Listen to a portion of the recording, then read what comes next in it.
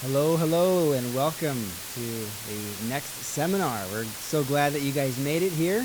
How many of you, out of curiosity, came to this morning's breakout here in this room?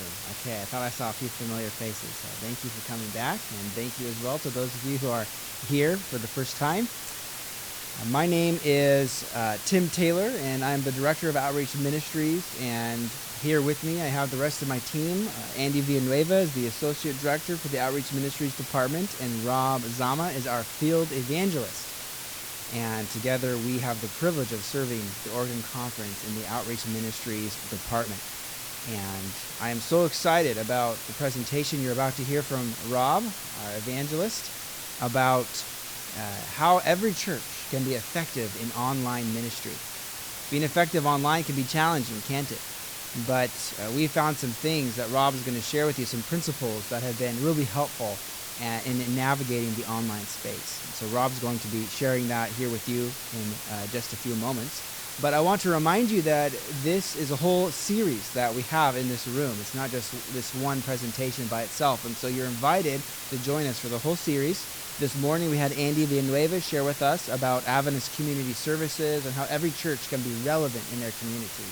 And then in just a few moments you'll be hearing from Rob about how every church can become effective in the online space. And then tomorrow morning I will be sharing about how every church can be vibrant in Jesus and mission. We're going to look at some really powerful ways that churches can be alive in Jesus and alive in mission.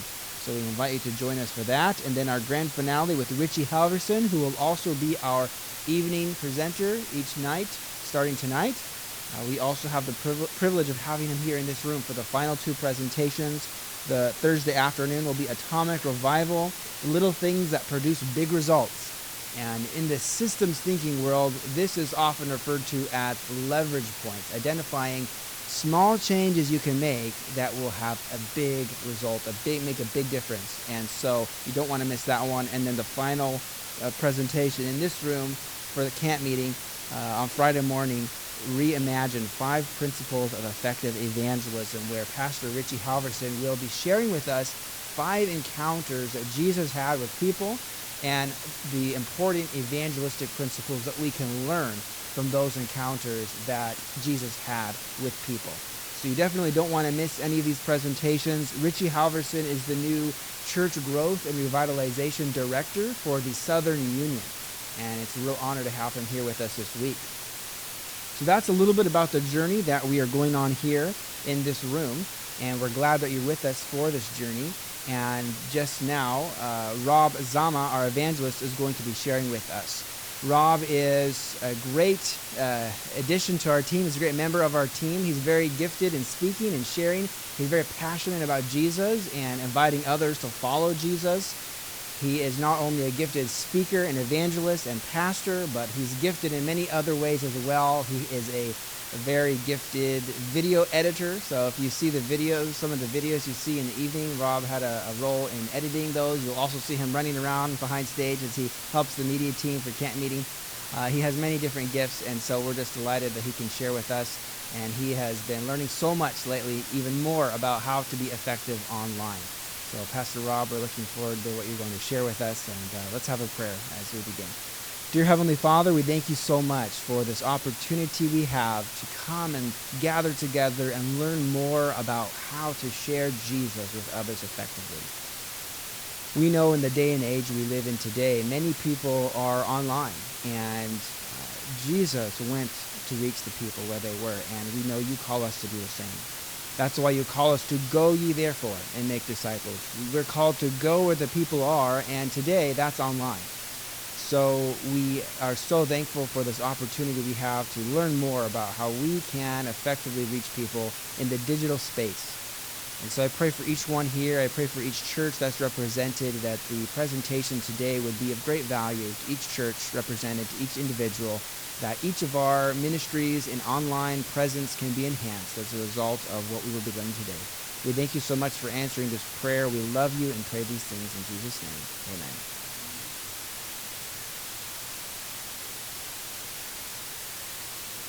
Thank you, Tim. Good afternoon, everyone. Did you have a good lunch? Amen. I see the smiles on your faces. Hopefully it's not too warm in here. Are you comfortable? Is it a good temperature? It's better than outside, right? It's so hot outside. But praise God, just a couple of weeks ago, it seems like it was just raining and cold all the time up here. I don't know where all of you are from, but we're definitely thankful for some warm sunshine. This topic is something that hits close to home for me. I've always wanted to do ministry online. But the biggest barrier to me was this fear of not doing it right. I had something called analysis paralysis. Some of you know what I mean. You want to do something online, but you're afraid of doing it because you don't know where to start. You don't know how to start. You're afraid of making mistakes. Well, just recently I was able to join a group of friends, and we bit the bullet, so they say, and we went online. We started to do online ministry, just putting ourselves out there through short form, vertical style video on some popular social media platforms, and I was shocked at the results. Absolutely blown away. In just 30 days between my two accounts, I reached over 150,000 people online. I do evangelistic series for a living. I would love to have 150,000 people come to an evangelistic series.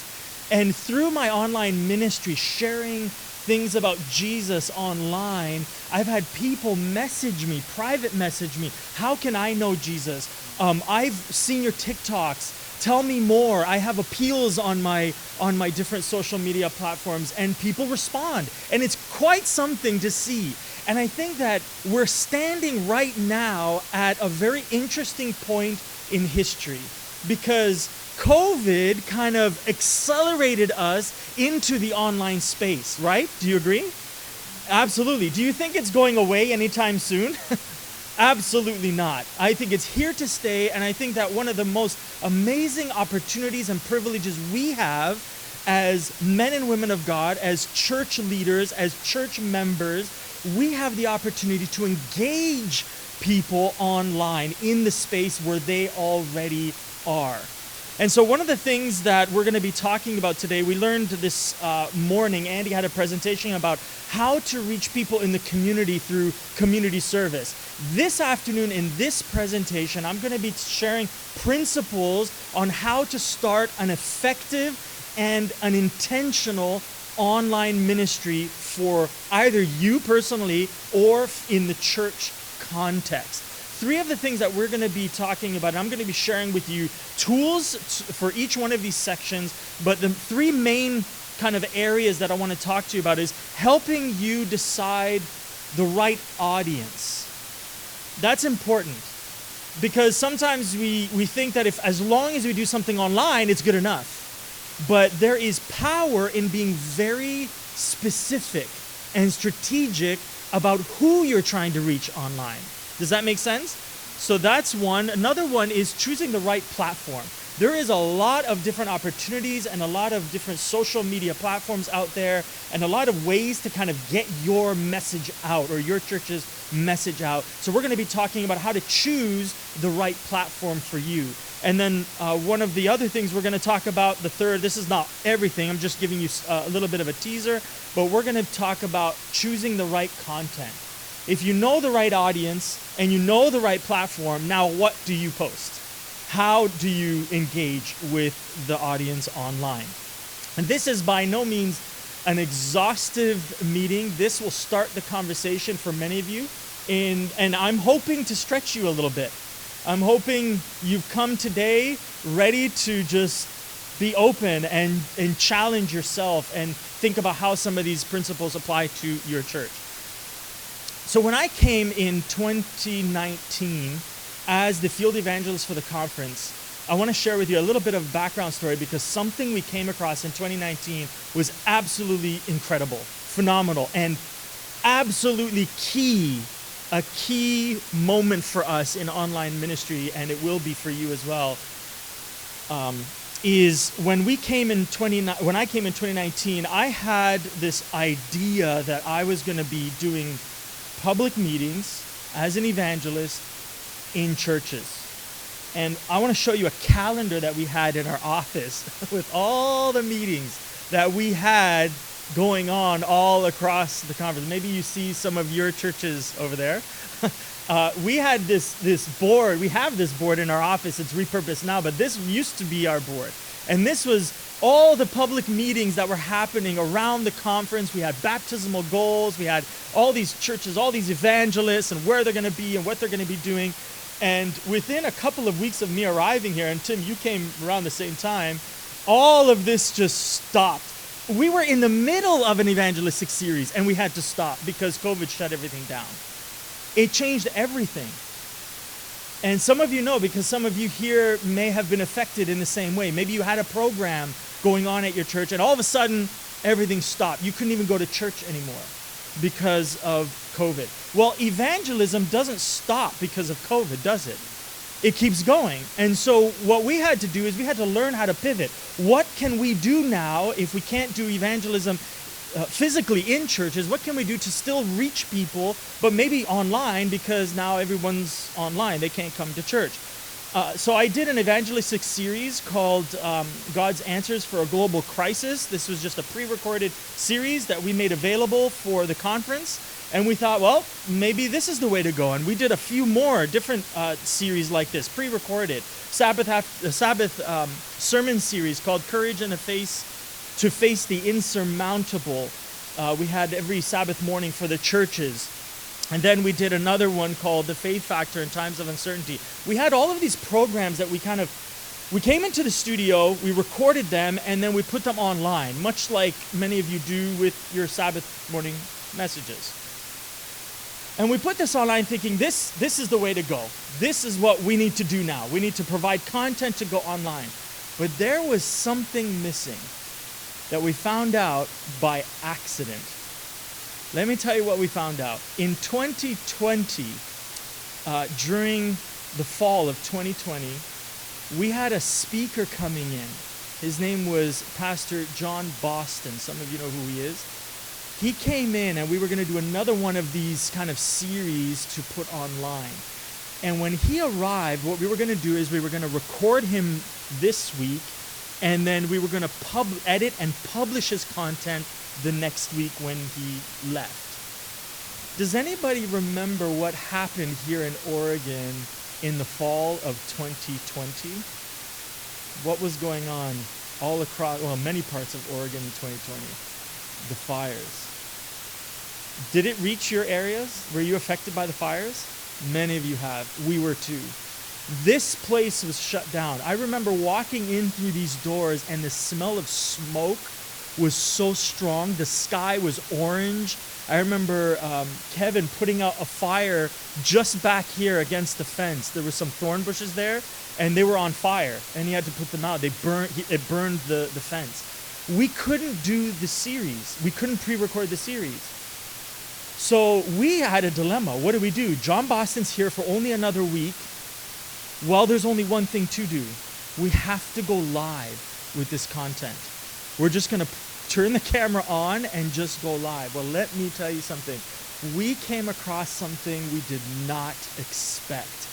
As John Boston was speaking, he was interacting with the online audience. He was reading comments as they came in. And as he was addressing those comments, we saw the engagement go through the roof, much higher than we ever did with pre-recorded content. And I think one of the secrets that we found out was that people crave community. People crave authenticity. We were able to reach people, and people were much more vulnerable because they knew we were live. There's something about that live component that really was a light bulb moment for us after John Boston's series. And we found out by accident. So we decided to continue, and we had several more. I want to show you just a couple of examples of what we did with our live series. Here's one we did over Mother's Day weekend. We had a series called Emotional Resilience for Moms. I think it was just the weekend, May 7 to May 9, where Alyssa had a series about giving tools to moms about how to be emotionally resilient. And again, after we did this whole live thing, we decided we have to do this all the time. So we went live. She communicated, she interacted with comments as they came in. And we saw the engagement go through the roof. Next, I did a series called Thrive, Step Into Your Purpose. This was a 3-part series. Weekend 1, we talked about personal growth. Weekend 2, relational growth. Weekend 3, spiritual growth. You see the kind of the progression that we had there. And here's a picture of me doing the Thrive series online. You can see the comments on the right there as people were writing in. I would be prompted, and then I would ask questions, and I would respond live on the fly to these comments. All of these were leading to a fall series that we had that was more of a traditional series, but it was live. Pastor David Machado had a series called Revelation of Love, and this is him speaking. He was addressing people live, and he made appeals, and people responded for baptism. But what we tried to do is we tried to do these live series in a way that was leading people down a journey. So we would start with something very practical that would lead slowly into something more spiritual, and then we would end with a series like this. And the people that were joining us, we fostered relationships with them, both on the programs as well as off through text messages and emails. So the question is, so can digital evangelism be effective? Absolutely. And I want to make this very practical for you this afternoon. And I want to show you, with Tim's help, some of the testimonies, some of the things that we found through this series. I'm sharing this with you just to let you know about what our journey has been, but there's so much more that I want to share with you. Come up, Tim, and answer this question. Can digital evangelism be effective? Yeah, we found that when we first started going online, there was some skepticism from some people, maybe some churches, saying, oh, does that really work? Can you really reach people if they never come into your building? Is that even going to be as effective as the traditional approach that we often take, where we invite people to come to our facilities and meet them in person? And we were amazed as we were on this journey that Rob was telling you about, that I believe we discovered that online evangelism not only is effective, but in some ways can be even more effective than our regular approach. Now, don't get me wrong. I'm not trying to say that digital evangelism is a replacement for local church evangelism. I think we should be doing both.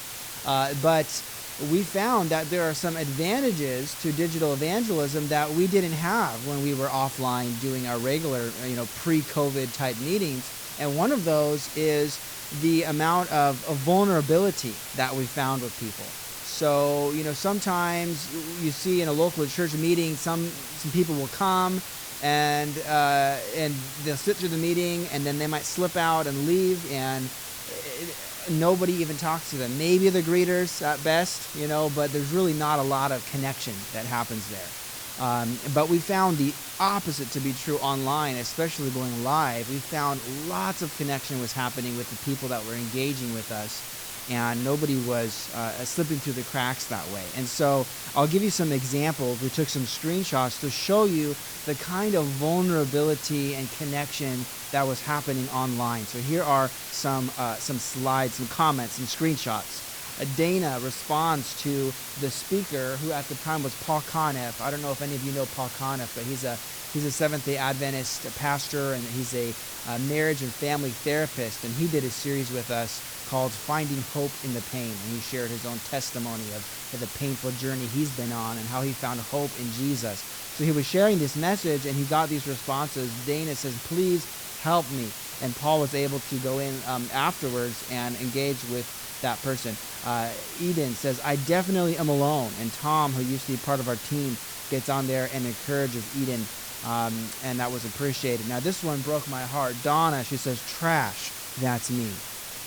Again, you can see the level of vulnerability that's taking place here. People able to just open their hearts and share what's going on and responding to the message. And people were able to jump in the chat there and encourage Donna about what she was going through. And then Paul also was able to minister to her. And we found that it was just a really powerful opportunity because we had people, pastors and church leaders from all over the Oregon Conference territory and even outside the Oregon Conference territory that were able to engage with the community that was also joining us. And so a lot of teamwork and collaboration was able to take place too. That was really neat to see. Again, more vulnerability you can see here. Jan says, I also lost a child of 2 years old suddenly in 1991. And what I'm wanting you to see here is that our pastors from across the Oregon Conference were also able to engage. So Pastor Greg Phillips, one of our pastors here, says, you're not alone. Dana, she says, I tried to commit suicide last year. And Pastor Caitlin Weekly, one of our pastors here in the Oregon Conference, said, thank you for your vulnerability. Thank you for your courage. Ruth says, I'm trying to find meaning after the death of my son. And again, Pastor Greg Phillips encourages her. Rebecca says, I feel very disconnected. And another one of our pastors here in the Oregon Conference, Pastor Merrill Cavanagh, says, yes, I hope you find community here. And so we're able to have these connections taking place. And then another element that we saw is appreciation coming from these individuals. And I'll add another piece too that we saw. I don't know if I have the screenshots in here to show you, but we saw a high level of engagement even before the series started. And you don't see that offline. We saw people would be texting us and they would respond to the ads that we ran for the meetings online. And we ended up having some really meaningful engagements and coaching conversations with people from the community before the meetings even started. So by the time the meeting started, we were already connected with some of the audience that was there journeying with us. And so again, these are the types of benefits that we saw to online evangelism that you don't always see in some of the more traditional approaches that we tend to follow. So this is some appreciation that we heard from the community. Zama says, I've been looking forward to this series since it came up on my news feed on Facebook. Again, we ran some ads, and that's how some people found out about it. I'll be here every night. I can't thank you enough for having this series. Christina says, thank you so much. Your program is touching my heart. It's hard to believe that I still have pain from my childhood and my marriage. I'm 73, and it's still there, even though I thought I was healed. Can you notice a trend with the types of comments that you're seeing? One of the trends that I see here is the fact that people were really connecting on a heart level. And so we were really intentional, and Rob will share more about this later, but we were really intentional to make sure that the types of programs we were offering were very value-driven, very practical, and very, just addressing pain points that people are going through in their life. So it wasn't just a lot of theory and head knowledge, but real-life practical struggles that people face, and people were able to relate with that and connect on that level. And then she shared here, I blurred it out for privacy, but she gave us her address. And that's one of the things that we do is we also offer prizes and giveaways, so that way we can connect with people more that way. Teresa says, thank you for reaching out. Oh, that's what we were commenting her because she reached out to us. We thanked her for connecting with us. And then she responded and it said, you have done so much already. I'm really thankful I saw this series. Perfect God timing. Thankfully. And these are all people that we didn't have a connection with before this. Katie says, thank you for this incredible program. It is a lifeline to grasp onto. And so people were just so thankful and so grateful. And the appreciation continued. Jama again says, thank you. I don't expect anyone to fix my pain, but nobody will listen. Paul comments there, basically encouraging her, telling her that her story is worth being heard. And look at what she says in response to that. She says, I'm so glad this came up on my news feed. I was definitely meant to attend. It was hard, but I felt comfortable speaking my truth. I'm very much looking forward to being a part of every one of these meetings and also receiving your book. I was crying so hard that I had to go back and find out what the title of the book was. Just the words you both spoke about my comment meant more to me than you will ever know. So I don't want you to miss this, and I think Rob will talk more about this, but because we went live, we were able to engage with people in real time. So Paul, one of our speakers here, Paul would be sharing about his own journey of pain that he went through, and he would ask people questions. If you can relate to this, then type this word in the comment, type pain in the comment, or type help in the comments. And people would start responding in real time to what Paul was sharing as our presenter, And then we would take the comments and the questions that came in, and we would put them on the screen for Paul to see, and he would read them, and he would respond to them. And so there was a bit of a dialogue, and it created a sense of community between the audience and the presenters. And so you can see how touched she was by that connection, so much so that she was even moved to tears. And then here you have James. He was texting us, and we encouraged him and thanked him for reaching out. We asked him how we can support him. He says, "I've loved all the programs so far. My wife passed away from cancer last year in December. I would not have made it without you guys. God bless all of you." And then look at this. The next text we got from him, he says, "I look forward to seeing some of you on Sabbath for baptism." And here is a photo of James being baptized. And so that was just so exciting to see somebody that we were connecting with online make a decision for baptism. And the story behind this church is quite encouraging. They actually contacted us before COVID, and they were sharing that they were considering closing their doors because they were struggling to grow. And yet, through this journey of online evangelism, they now began to have baptism. And so this church went from a church that was thinking about closing its doors to a church that was excited and becoming alive again through the people that were being reached by the good news of the gospel. And so that was exciting. And then we also found that people were being reached even outside the Oregon Conference territory. Obviously, we work here for the Oregon Conference, so that's our primary target audience. But we found once you go online, there's no geographic barrier as to who that can reach.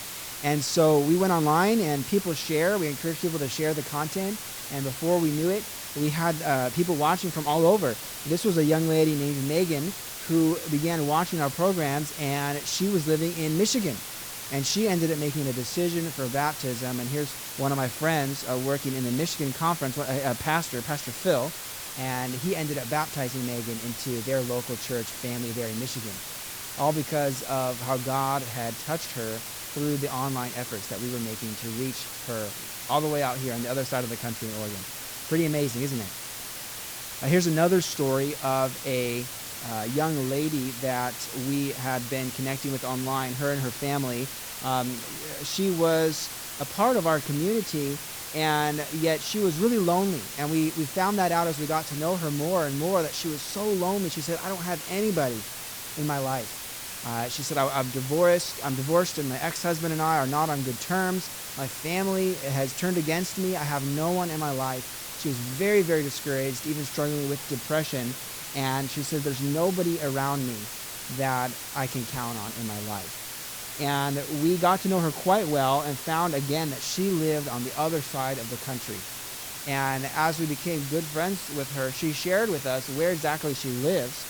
And so another one of our team members and I, we decided to do some detective work, and we got online and we found the closest Seventh-day Adventist church to her, and we were able to contact the pastor of that church that was just 5 minutes down the road from her.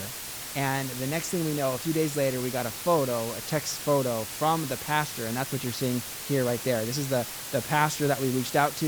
This is the pastor, that's his wife and their daughter, and this is the lady that was lonely and her kids.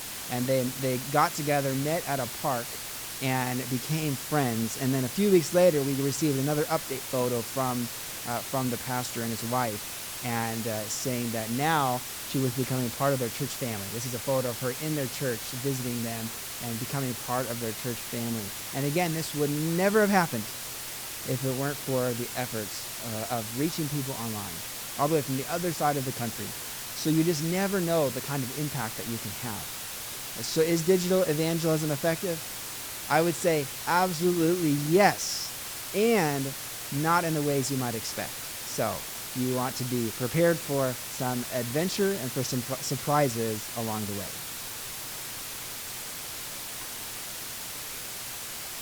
Thank you, Tim.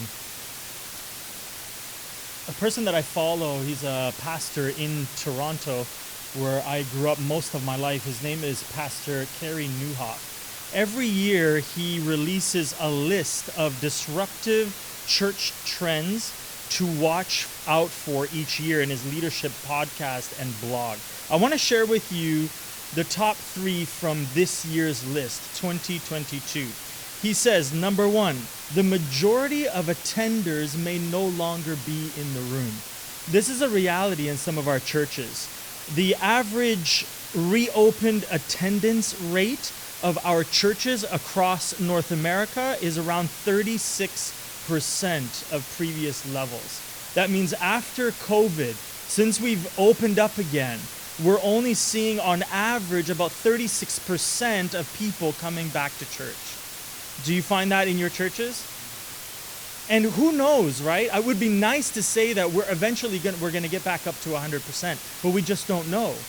So that's something that we're seeing right now, and I think Carrie Newhoff just really it calls it out the way it is. The majority of attenders may no longer be in the room. A lot of people. How many of your church services are online in this room, live, like on YouTube or Facebook? Okay, so a lot of you. So a lot of the people that are watching your church services may not be attenders in your church. So that's just the reality of the world that we live in right now. Number two, he says, actually, before we get to number two, I want to show you this. This is a chart from this article called The State of the Church by Barna, weekly church attendance from 1993 to 2020. What do you notice about this chart? It starts to go down, right? Where does it start to go down? Yeah, it was around 2008, right?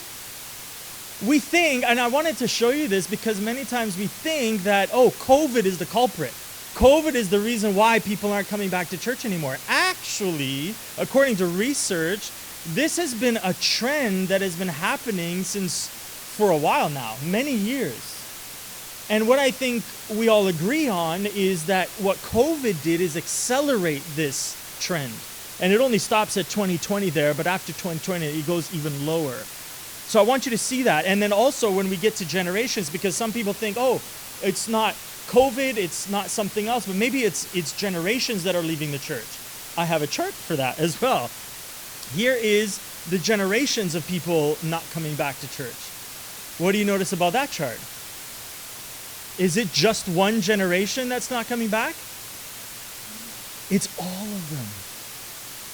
We have seen a significant decline in church attendance, physical church attendance, in every age category.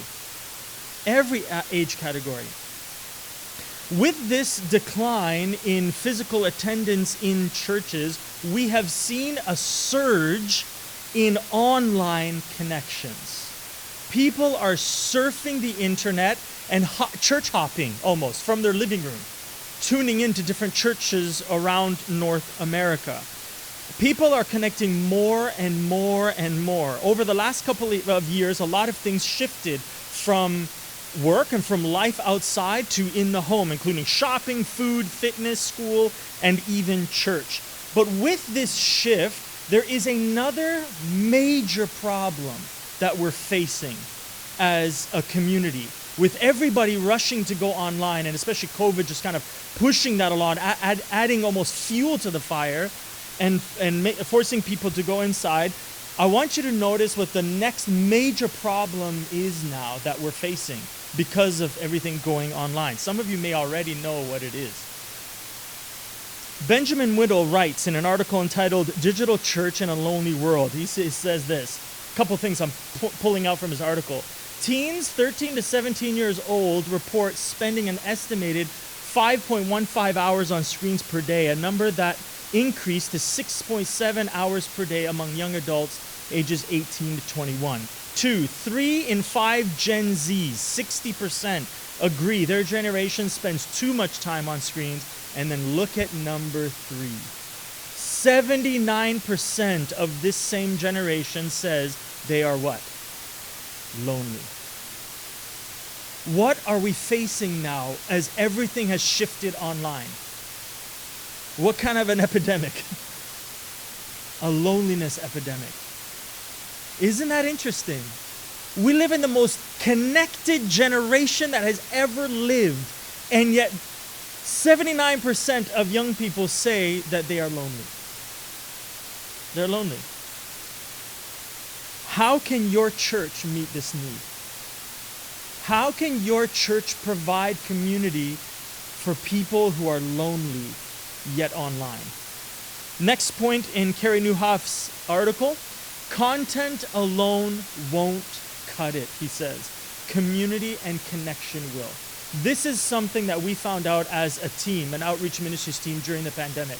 Content alone won't cut it. We need to think more. We need to think broader than that. How can we use the content that we're putting online? How can you use your church services that you're putting online to create community, especially for people who are lonely? I'm trying to get your wheels turning as we go through this presentation. Here's a quote from Benjamin Whittle in the same article that he writes. Technology has given us a new way of life. It has amplified the deep need for real community and friendship. And listen to this quote. And if the church embraces it, we can be a unique part of meeting this need. How can your church provide community for people who are lonely online? Number 3, growing churches will innovate beyond weekend services. Now, weekend services are incredibly important. Do we agree? For many reasons, theologically and practically. It's very important to have physical community, people coming in and meeting face-to-face with other people. But for many churches, that's where they stop. They only do a one-time thing on Sabbath morning, and that's it. But it leaves the rest of the week with an opportunity for us to do something else, for us to engage our communities. So let's, what I'm gonna do is after each one of these sections, I'm gonna have some reflection questions. And we'll go through them now, but I have a handout with all of these so you can just start thinking about them. If we have time later, we can address some of these. But what can your church do to increase community online? I've asked this a couple of times already. Number 2, what other church trends do you see on the rise? I talked about loneliness, but there's some other ones that are on the rise. I'd love to have a discussion about that later, but just start thinking about that. Number 3, what opportunities are there in your church to meet the rising need of whether it's loneliness or another trend that you see arising online? So just like Andy said in his presentation this morning, we need to be intentional about reaching our communities. How can we do this online? The first thing we need to do when we are thinking about doing effective ministry online is this: choosing the right audience. Choosing the right audience. And it's important to know who your audience is in order to be productive, in order to provide valuable content to your target audience. Number 1, define your target audience. The biggest mistake, they say, in marketing is trying to reach everyone. Because if you try to reach everyone, you could run into a problem of not reaching anyone. Does that make sense? Your audience is way too broad, and so you're missing everybody. But if you're very specific on who you're trying to target, you will reach that person. Decide on who your target audience is as a church. Who are you trying to reach? Be very specific. You can have it specific for an outreach event online, or specific to a ministry, specific to an event, or just have it as a broad, look, this is what our church is about. Our church is about ministering to single moms in our community because we have a lot of them. Church in the Valley near Vancouver, where is that? Aldergrove in BC. That's what they did. They found out, they did a demographic study, and they found out they have a lot of single moms in their area. And so they targeted single moms. They created free oil changes for single moms. They gave away cars to single moms. They became known in their community as the church that ministers to single moms because they had a very targeted, specific demographic that they were trying to reach, and they were reaching them. And they weren't even advertising their evangelistic series at all. But people, especially single moms, when they were getting their oil changed, they would come up to them and ask them, what church is this? Where are you guys from? Why are you doing this for free? And it was almost like free advertising. And so they came and attended church and the programs that they had. So I want to show you Carey Nieuwhof's target audience write-up, and I would encourage you as a church to sit down with your leadership team and really think about this. But look how specific Carey Nieuwhof gets. He says this, meet Devin. Devin is a gifted individual who knows he is capable of more than he currently has access to. He cares deeply about not wasting his potential as a leader and maximizing his life. However, Devin feels stuck, discouraged, and isolated in his early mid-career potential. A born optimist, he is starting to drag through the days, feeling overwhelmed by the tasks. He is slipping into uncharacteristic negativity. He feels frustrated with his abilities to manage his team, his priorities, and his personal life. A naturally confident person, he is starting to get the nagging suspicion he isn't capable of growing more on his own. He realizes he needs help from someone wiser and a few years ahead of him. Devin is ready and willing to invest in whatever will get him to the next level in life and leadership. This isn't for a church, by the way. Carey Nieuwhof is a pastor, but he has his own ministry. It's a leadership podcast that he does. But look at how specific he is about who he's trying to reach. He gave the person a name. So every single program that he does, he is approaching it by saying, I want to reach Devin. And he's reaching Devin. But he takes it one step further. And this is really what's neat. He takes it to this level, which is what I want your churches to what I want you to process with your churches. So what is the result after experiencing Carey Nieuwhof? What is the experience of the person who experiences an event at your church or online? So he says, Devin becomes healthy, independent, capable, disciplined, confident. I mean, you can see the list there. So start asking yourself this question. Who am I trying to reach with what I'm doing online as a church? And what do I want them to feel or become or achieve after coming in contact with our content? What that does is it allows you to be incredibly effective and strategic about your online ministry. And so this is something that I would love for you to go and just process with your leadership team at your church. Ask, who are we trying to reach? Number 2, so define your target audience. This is all under choosing your right audience. Number 2, speak to their pain points. When you find out who it is that you're trying to reach, find out what their needs are. If you're trying to reach Devin and you put on a cooking school, those two things might not meet because that's not a need for Devin. Does that make sense? If you're trying to reach Devin, if you're trying to reach single moms, you want to find out what is their pain point. Well, a lot of single moms don't have cars. They can't afford oil changes. Do you see where that's going? You want to be very specific about what their pain points are. How can we find out what their pain points are? Here's a couple of ways. Number 1, ask them. Pretty simple, right? Very obvious. Ask them.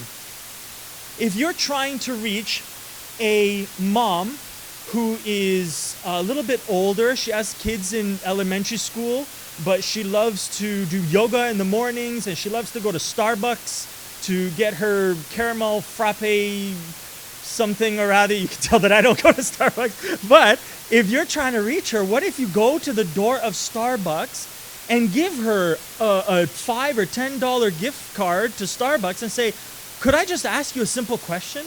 If our church was going to do something online, what would meet your needs? What is something that you need in your life that we can help you achieve or meet?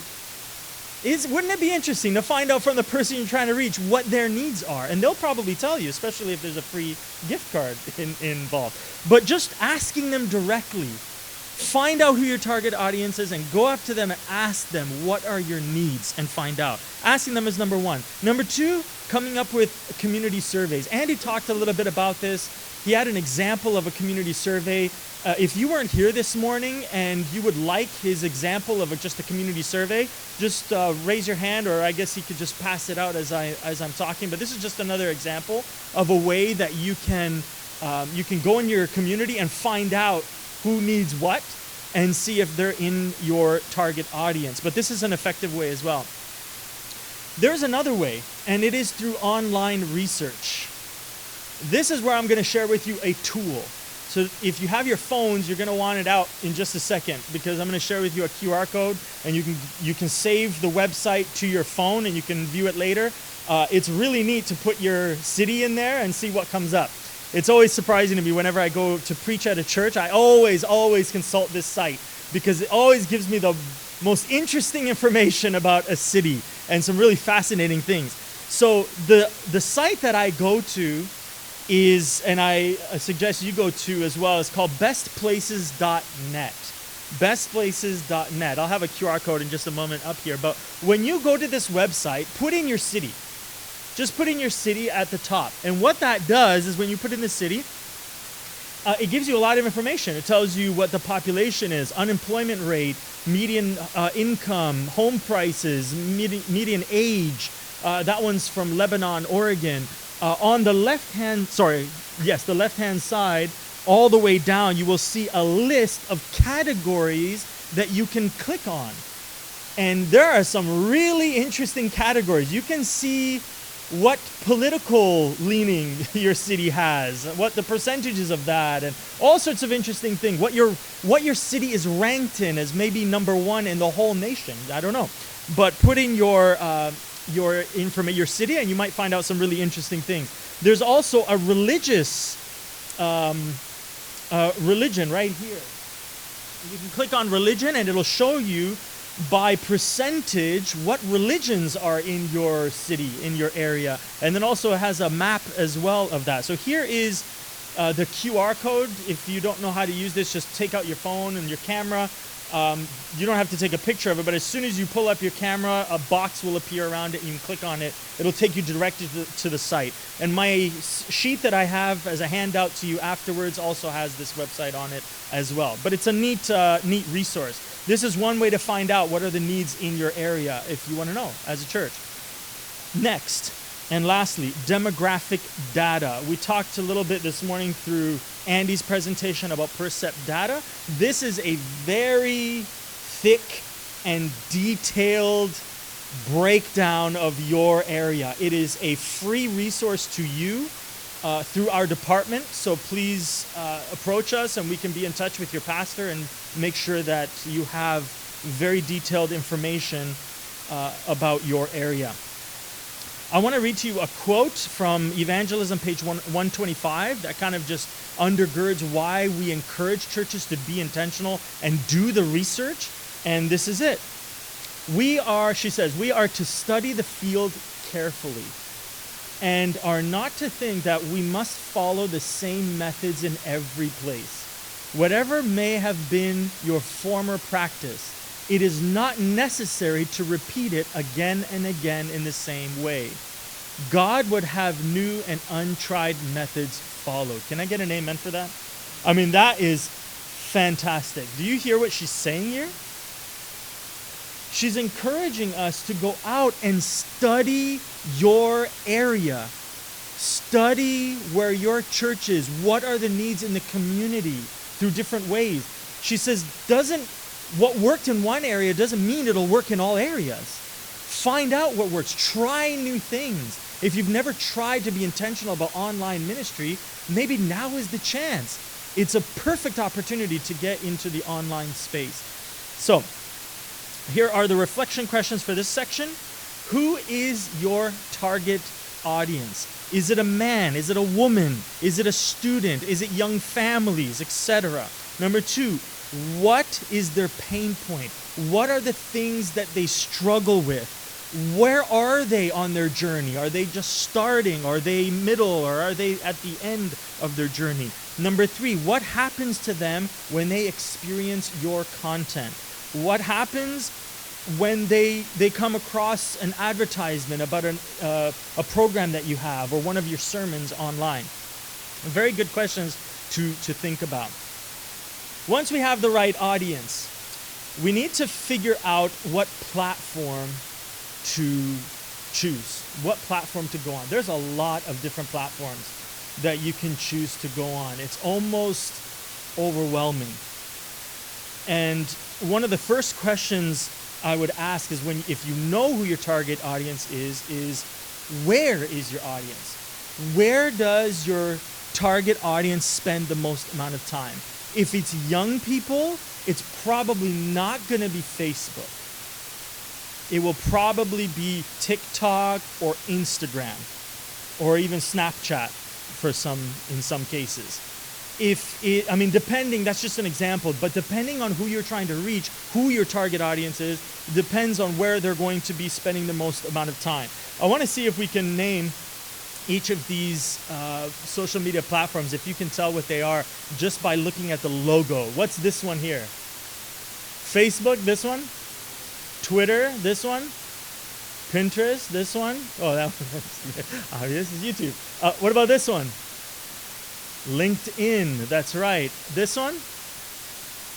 Instagram. And this one? TikTok.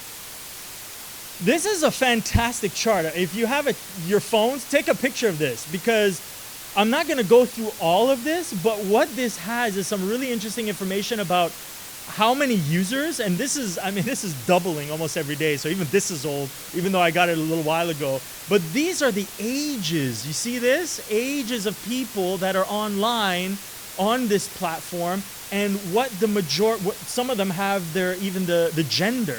So you see Pinterest, 78% of Pinterest users are females. So if your target audience is females, young moms or whoever, if it's a female, you might want to consider doing something in the Pinterest space.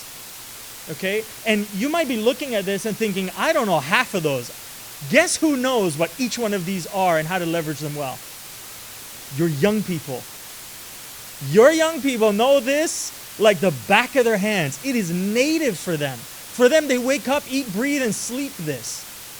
And we look at it and scratch our heads sometimes thinking, I don't even know what the P is, and they already know how to do it. Employ your young people. Inspire them. Invite them to be on your team, especially if you know who your target audience is. Here's something that I want you to notice as well. Look at this thing is interesting here. I hope I don't lose it. Look at the ones that promote relationships or community. There's about 3 of them. Number 1, Facebook, building relationships. Another one is, where is it? All the way down here, Instagram, building relationships. And another one, TikTok, building relationships. These 3 were the fastest growing during COVID, along with YouTube, but that reaches all ages. Sometimes we think that people during the pandemic were zoomed out. People didn't want to be online anymore. I beg to differ. If you look at the statistics, social media platforms went through the roof, but it was specific to the ones that were providing community. And I have to always go back to that question. How is what you're doing online right now helping to promote and provide community online? Okay, next. Choosing the right platform. What are your gifts? So, where is your audience spending the time? Number 2, what are your gifts? Each one of you have churches and communities that you're a part of that have different gifts. Some of your members are really good at writing. They just have a gift with words, and they would be really good for blogging.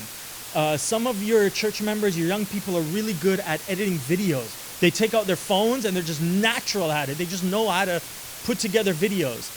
Different members, different churches have different gifts, but it's important to know what your gifts are and kind of line those up with where your audience is. Get your young people involved. Another one is, what is your goal? You have to know what your goal is when you're starting to venture into the online space. When you start a program or do something online, whatever it is, what is your goal with that piece of content? Is your goal to build trust with your online community? Are you trying to add value to their lives? Are you trying to get Bible studies? Are you trying to go for baptisms? What is your goal? Being very clear about what that goal is, So having your target audience, knowing where they spend their time, knowing what your gifts are and how that kind of intersects with who you're trying to reach, and knowing, hey, why am I doing this? What's the goal of this online ministry? What am I trying to do? Having these very clear in your mind all adds to the effectiveness of your online ministry. I want to touch base on this just briefly. Owned versus rented space. I know this is probably going above your heads just a little bit, but bear with me. Owned space is things that you own. Your website, your email list, text messages. Those are things that you own. Rented space refers to things like social media. You don't own social media. And whatever you post on social media, the algorithm can change tomorrow and all of a sudden you lose all your viewers. It's one of those building a house, $1 million house on a digital volcano kind of scenarios. So just be aware of it. And what I would suggest to you, I'm just going to plant this seed, is to think about social media as the wide end of the funnel to filter people down into your own space. So you're posting social media content in order to get an email so that they can be part of an online Bible study. You see what I'm saying? Because once you have their email, you own that. It's part of owned space rather than just rented space. So just be thinking about that when you're also things like podcasts. Those are your own space, not just rented space. Tim, can you come up and share with us a little bit just for a second about why we chose as a department, why we went with Facebook and Zoom? Yeah, sure. I'll also say that text messages are another way, getting people's phone numbers and being able to text message people. That's another good example of owned space, being able to do that. And that's actually one of the most effective ways to communicate with people nowadays. You can look up the statistics. We used to have a slide on that. I don't know if that's in here, but we used to have a slide that shows you that the majority of people nowadays prefer text messaging over other forms of communication. It seems like more and more when I call people, I get their voicemail that says, "If you really want to reach me, text me," right? And so that's definitely a growing thing. If I could have the clicker, that would be helpful. So there are, as Rob said, pros and cons to different platforms out there. We found some success with Facebook and Zoom. And the reason why that we have been in the past leaning into that, we're exploring other options as well for the future. But some of the advantages that we found with Facebook, for example, is that Facebook has a really nice ecosystem. It's kind of like Apple. I hate to divide the sheep from the goats here, but how many of you are Apple people? You have an iPhone or a MacBook, okay? How many of you here are PC or Android fans? Okay, so we got a split audience here. But I'm an Apple guy myself, and we joke about it that I could never leave Apple because they've got me hooked on their whole ecosystem, right? My computer works with my phone, which works with my iPad, and it's just a whole ecosystem, right? And so Facebook kind of has a similar thing going on, and we found that to be really helpful in reaching people. For example, we were able to start the journey by running Facebook advertisements. And if you've never learned anything about Facebook advertisements, I can tell you Facebook's ad engine is incredible. It's quite a powerful tool, and that's their bread and butter. Have you ever heard the phrase, "If something is free, then you're the product"? Have you heard that? and that's how it works with Facebook. Their ads, that's how they make their money, right? So they have that engine dialed in very, very well. And so you can use the advertisement system that they have to reach people, and we've done that. So you can reach people through the ads, and that brings people in, and then from there you can point people to, say, a Facebook event page, and then you can go live on Facebook in that event page if you want to, and then during your live video you can be engaging people in the comments on Facebook on that video.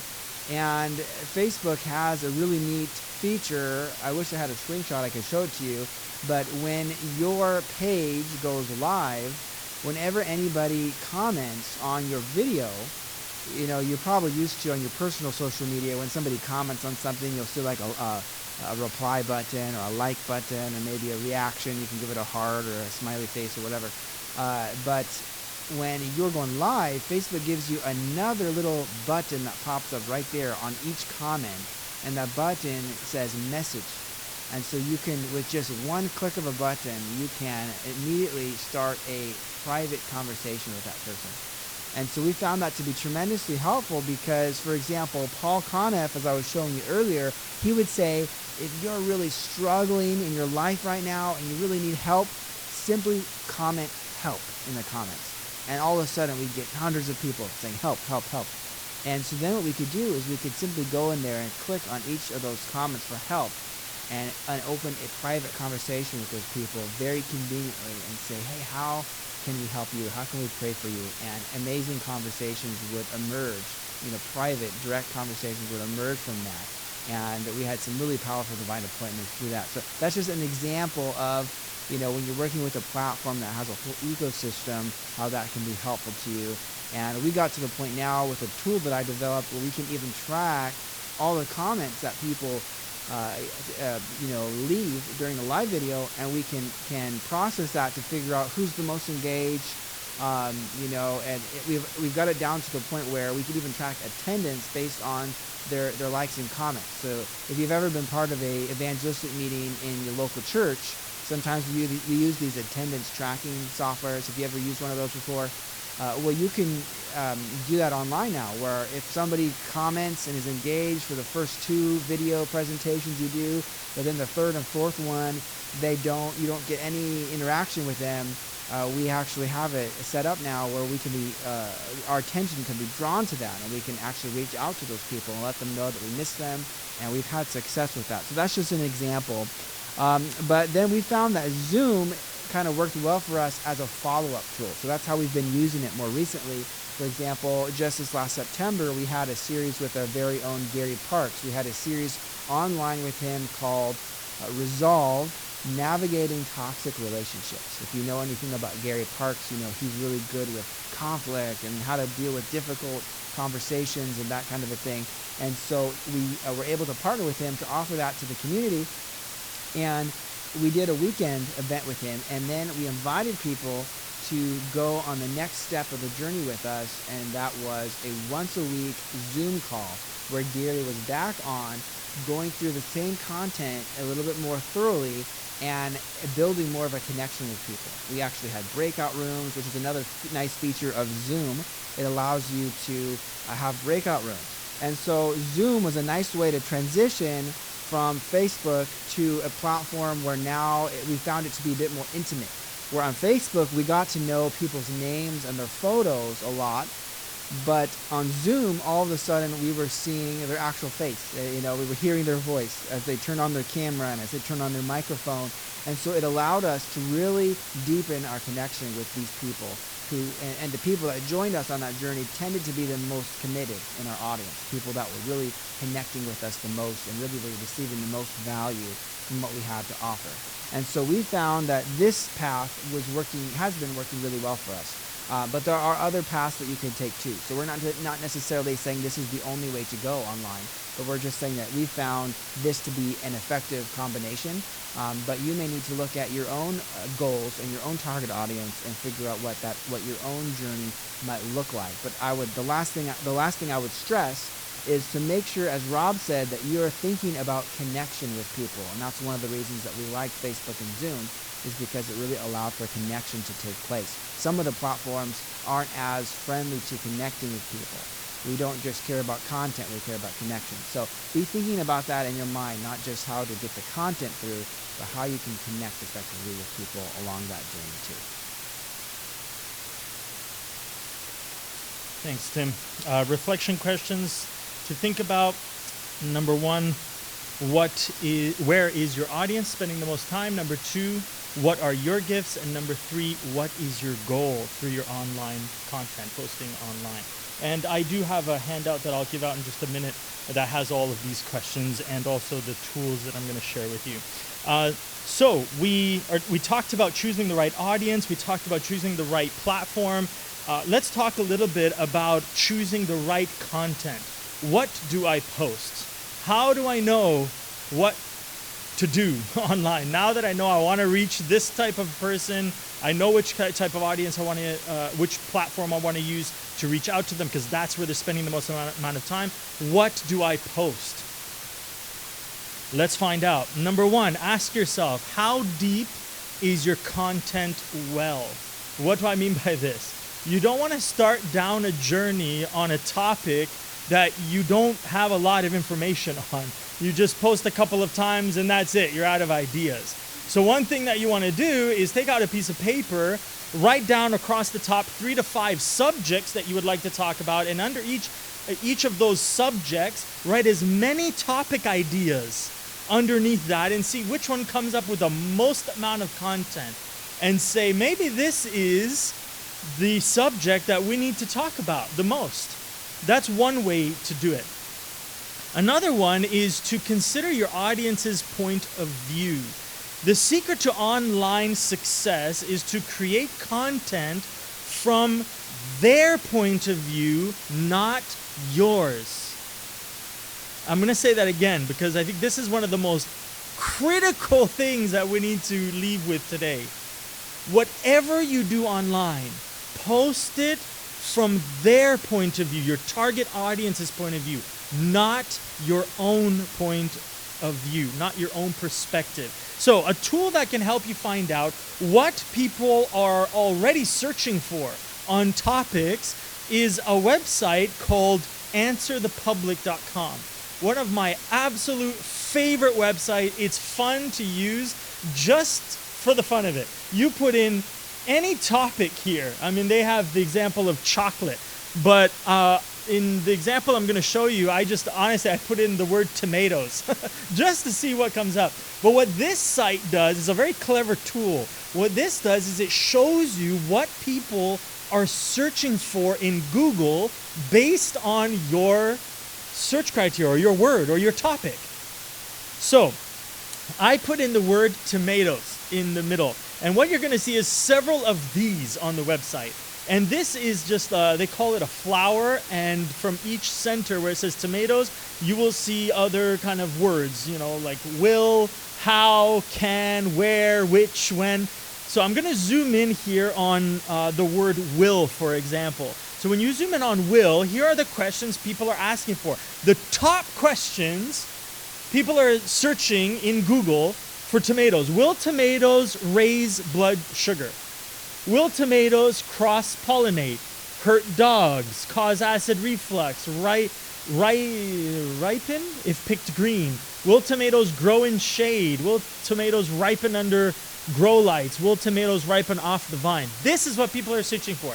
This takes the guesswork out of what you want to post about. So if you know your target audience and you know what their pain points are because you've done the research, think about topics you want to talk about or sermons that you want to preach about, and then just type in your topic and see what people are searching for. And that could be a series that you do on any given topic. Navigating toxic relationships. Put in toxic relationships and see what people are searching for. It will give you the topics that you need to talk about. It's so neat. I absolutely love this tool. So Answer the Public, here is a QR code. I'll leave it up for just a second in case you want to use your phones. You can hover over it with your camera and open it and save it in your Safari or Chrome or whatever you're using as your internet browser. But like I said, it's also going to be on this piece of paper. So we're talking about choosing the right content. We talked a little bit about how deep is your content well. Number 2, consider your audience's point of view. What do they want to hear about? What are they curious about? And number 3, hook your audience. It's very important. You know why? Because if you go on a lot of these social media platforms, you have between 3 to 5 seconds max to catch someone's attention. 3 to 5 seconds. And I know this because I've done it and I've made mistakes. If you get on and you don't hook them, because they're scrolling, right? So if you don't hook them within the first 3 seconds, they're already gone. So that's something that you want to keep in mind. Hook your audience. How do you hook your audience? Well, I'm glad you asked. These are the ways that you can hook your audience. Number one, identify the WIFM. What does WIFM stand for? Exactly. What's in it for me? Everything that you and I do, from purchasing items to booking vacations to friendships, we ask this question, right? What's in it for me? And that's what they're going to be asking people online when they search and they see your content. What's in it for me? What they're posting. Well, if I can't identify that within the first 3 to 5 seconds, I'm gone. You have to hook them. You have to address that right off the bat. Address the WIFM. Hook them through that. Ask yourself this: what will your audience accomplish from this engagement? What will my audience accomplish from this engagement, from viewing my series or viewing my sermon or viewing this program online or seeing my post, my encouraging post? But here's a just as important question. What will they miss out on if they don't engage? If you know the answer to those two questions, you will be incredibly effective online. Incredibly effective. What will my audience accomplish by engaging with my content, and what will they miss out on if they don't engage with my content? Does that make sense? All right. Another way to hook your audience: use a good headline. Headlines are the first words that they see in any post that you create. Whether it's a blog or a Facebook post or a YouTube video, it's always that little one-liner, that's only so many letters long, only a few words. You have to post something in there that is incredibly gripping, something that's practical, something that'll make them say, ooh, I want to click on this. This looks really interesting. So use a good headline. I want to give you a tool so that you can test your headlines. Now here's a really good tool, especially if you're a pastor and or you're a preacher, or you've been asked to preach, and you have to try to figure out what the title of my message is. Here is an incredible tool for you to help you on that journey. It's called a headline analyzer. There's a lot of them out there, but this one's my favorite. I think you have to sign in with an email or something. They don't even email me. But anyways, coschedule.com/headline analyzer. When you have an event that you want to do online, and you know who your audience is, you know the platform, you got all those ducks lined up, all the questions answered, then you have your topic, and then you go, okay, let's think of a really great title for this series, or great title that really hook people, that will make them want to click and make them watch what we're talking about. Type it in there and see what happens. When you click on it, these are some of the areas that will come up. It'll even give you, this is one of my favorites, sentiment. It'll give you an emoji, which is like either a straight face, a frown face, or a happy face. Green, happy, I think red is really mad. So it'll tell you, based on what you posted, what emotional response does your headline evoke. You have a lot of them here. Claire, is your headline really clear? Is it obvious what you're trying to talk about? Word count, headline type, word balance. I mean, there's a lot here that you can go into. It's fun just to try out, just to put in some headlines. Sometimes as a team, we used to have an event, and we would all get into our own separate computers to see. It would be a competition. Who can get the highest score in Headline Analyzer to see who can come up with the most engaging and interesting title. So don't underestimate this. This is huge. Headlines are absolutely huge when it comes to online ministry. You want to hook your audience. Here is a QR code for that. For those of you who want to take out your phones, I'll just give you 10 seconds to do that. But like I said, it's going to be on this sheet anyways. Not the QR code, but the website itself is going to be on this page as well. Lastly, I want to share with you a very important step when you want to hook your audience, especially when it comes to headlines or the opening statements of your whatever you're doing in the first 3 to 5 seconds. There's one word that if you use will increase your engagement by, there's a percentage online, I just forgot what the number is, but it's very big, very big. You know what the word is? Can anybody guess? There's a word that if you use it in your headline or the first 3 to 5 seconds, you have a much higher chance of hooking people. Yes, you. Use the word you in the headline. Use the word you in your opening statements. I want to give you some examples of some announcements that I've heard churches use in the bulletins or online, and some alternatives to that announcement. So there's one, learn to budget more effectively. If you're having a seminar on finances, learn to budget more effectively. As opposed to, wish you could pick up the check when you're out with your friends and not even worry about it. One line, I use the word you in that line. This isn't my example, but I found and I thought this is very effective because it's obvious what the pain point is, right? The pain point is people going out to a restaurant and want to treat their friends, but the whole time they're spending eating with their friends, they're worried if they can afford the meal, right? And that's not fun.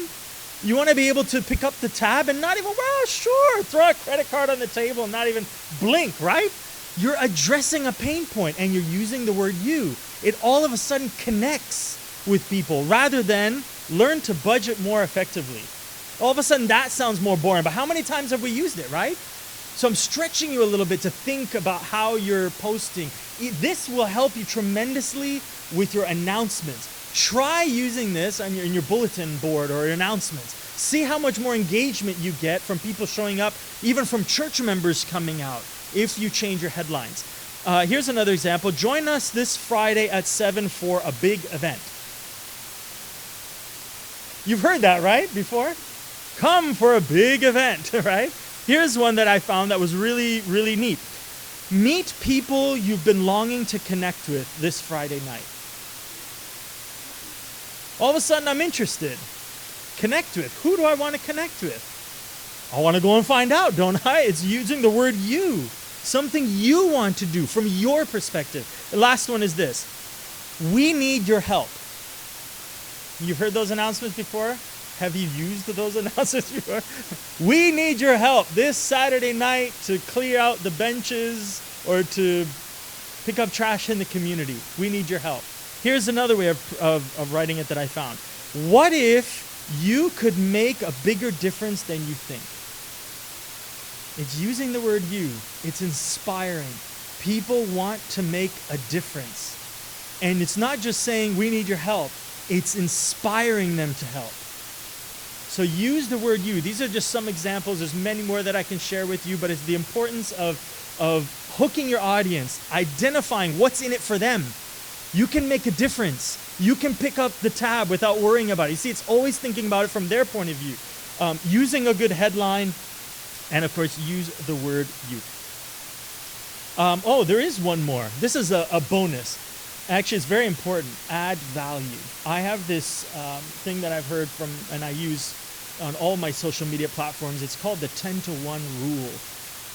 See, one of the things that we run into as a temptation for our churches whenever we do bulletin announcements is that, and anything that we do online, actually, even in our emails, our church emails, what we do is every email we write, everything we write is asking people to do something.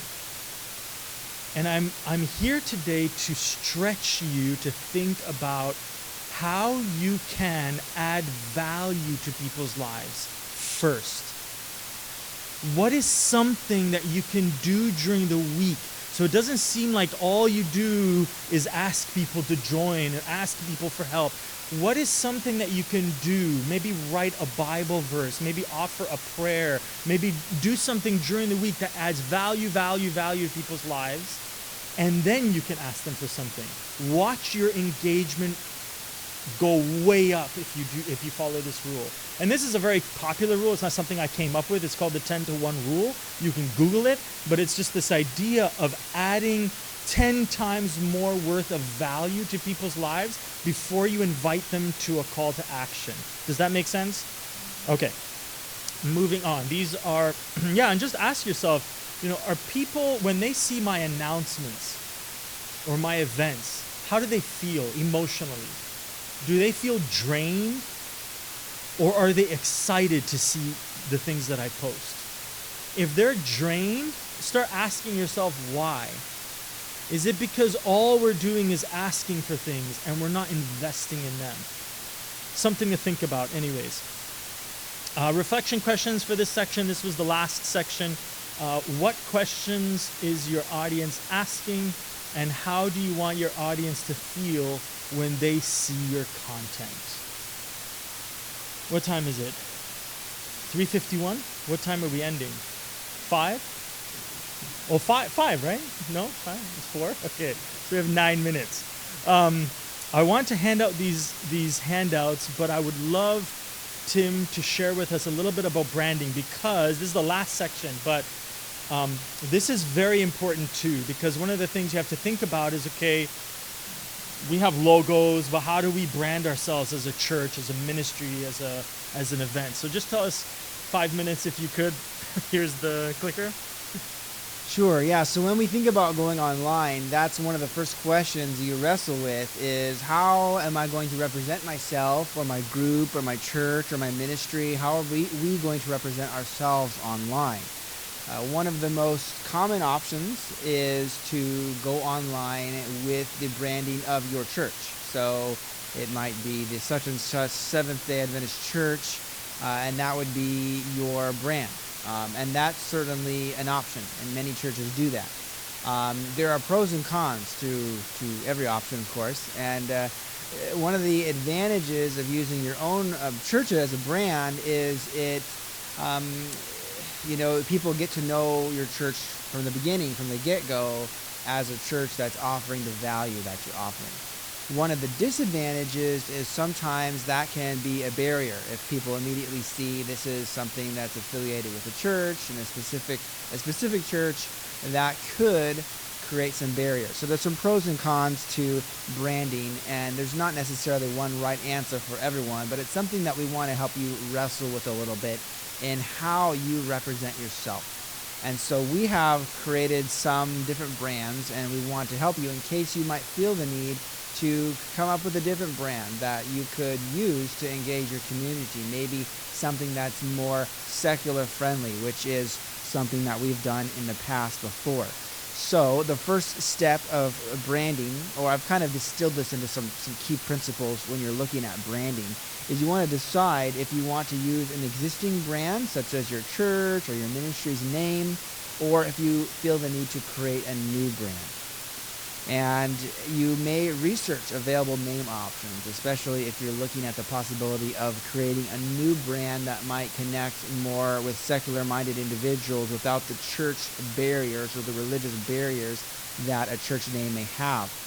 You would also want to consider search engine optimization implications, SEO. Have any of you ever heard of the acronym SEO? So the idea behind SEO is you want to think about when people search for your brand, what's going to come up. So for example, we were recently considering a brand, and when we did some research, we found there was another ministry that was using the same brand.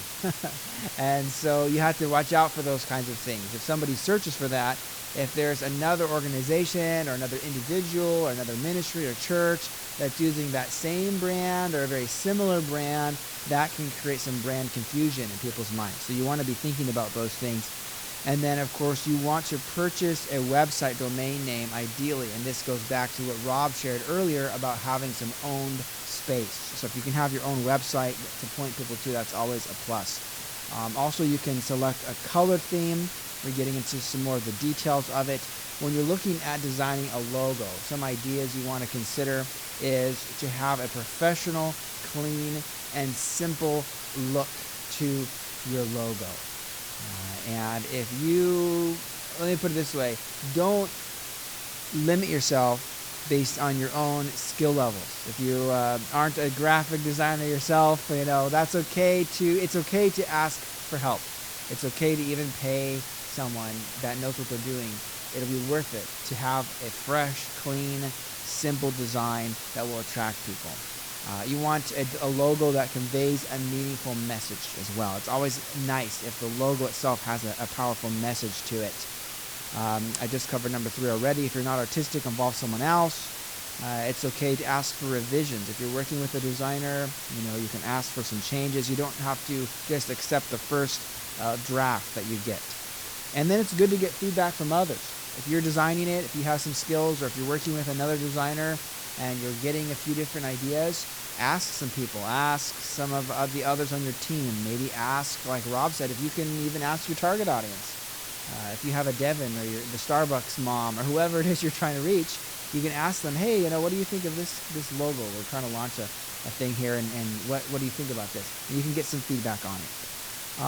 Here's some examples. This is one of the more recent brands that we've launched. It's a brand called Evangelism, and this is a brand for our churches. It's more of an in-reach brand. Every church and every member.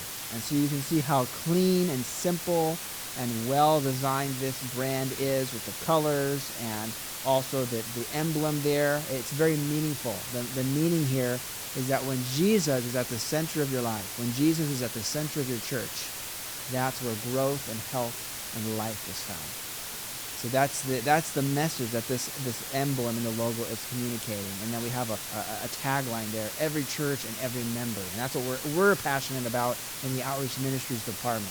Passing that vision. Imagine what it would be like if every church and every member was actively sharing Jesus with others. Wouldn't that be powerful?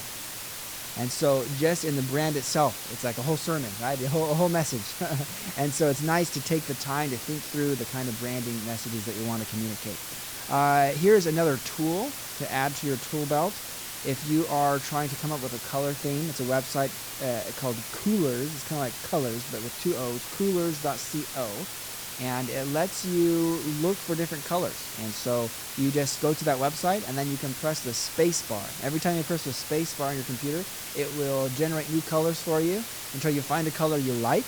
Once you find a color you like, you can click on the lock of a button there, and it will lock that color in.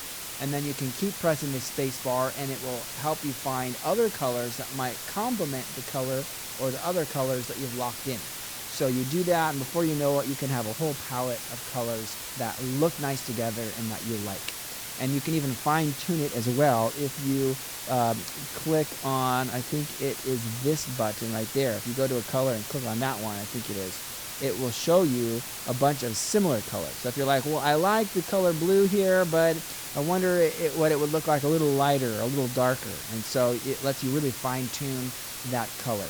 So that's just a tool for colors. Colors are really important to look professional. And I mention this because I've seen, I don't want to step on anyone's toes, but I've seen some Adventist branding out there that is a little embarrassing, right? And so I think it's worth it for us to take the time to represent ourselves well in our branding of what we do. So, thank you. Thanks, Tim. If I could have Andy hand out the handouts. So that brings us to the end of this presentation. Like I said, this is just an introduction to effective online ministry. I know I gave you a lot to think about. It's an hour and a half right after lunch. I know it's tough, but I'm here if you ever want to talk about that. Our team is here for you. We want to help you in online evangelism, and we have tools. I don't have Tim's tool on that piece of paper, so if you want to write it down, just to add it to the bottom, coolers.co is the website, or you can take a picture of the screen. Let me just jump down here. We're not going to have time to look. I had some videos, and we were going to discuss the questions, but you can take that and those questions home and discuss that with your church team. Here is my information.